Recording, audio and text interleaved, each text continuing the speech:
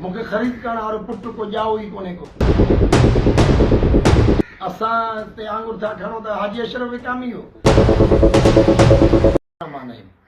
मौजूद दोस्तों अस्सलाम वालेकुम।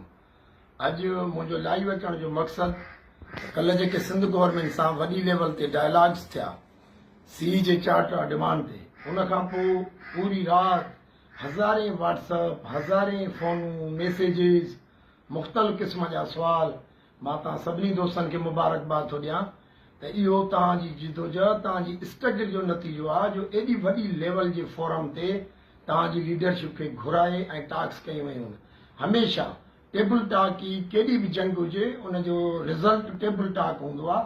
मूं पहिरियां ई चई छॾियो हो त चीफ मिनिस्टर सिंध ऐं चीफ सेक्रेटरी खां हेठि लेवल ते न ॻाल्हियूं थींदियूं। चीफ सेक्रेटरी ॻाल्हियुनि लाइ घुरायो, तव्हांजा मसइला वॾे फोरम ते रखिया विया, असांजे साम्हूं चीफ मिनिस्टर सां ॻाल्हायो वियो, तव्हांजे एजेंडा में शामिल कया विया जेका सिंध कैबिनेट जो इजलास आहे 6 तारीख़।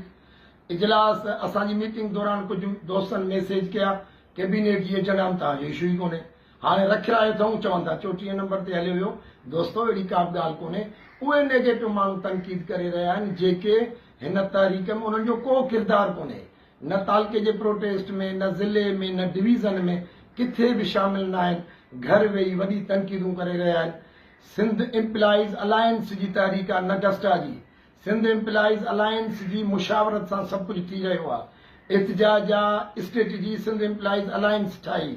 कल्ह जेकॾहिं प्रोटेस्ट मुलतवी कयो वियो आहे त उहो बि एम्प्लॉइज़ अलायंस जी लीडरशिप जी मुशावरत सां थी वियो आहे। तव्हां हिकिड़ी पंहिंजी जीपी था वठो, पोइ उहा जीपी स्लिप खणी बैंक मैनेजर चो पैसा ॾे। तव्हां सम्झण जी कोशिशि कयो, जेके मसइला कैबिनेट जा आहिनि उहा कैबिनेट हल कंदी।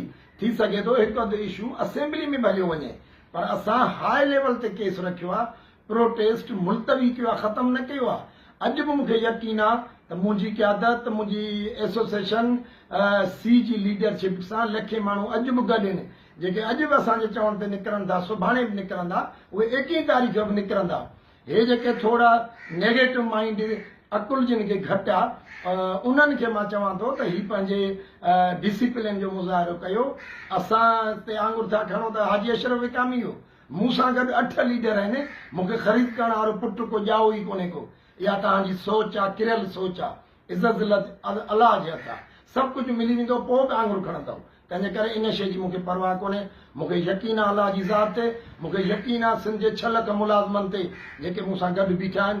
मां शींहं जी दिलि करे सिंध गवर्नमेंट जे वॾे वॾे माण्हुनि ते आंगुर खणी आहे ऐं मूंखे यकीन आहे त तव्हां मूंसां सभु गॾु हो।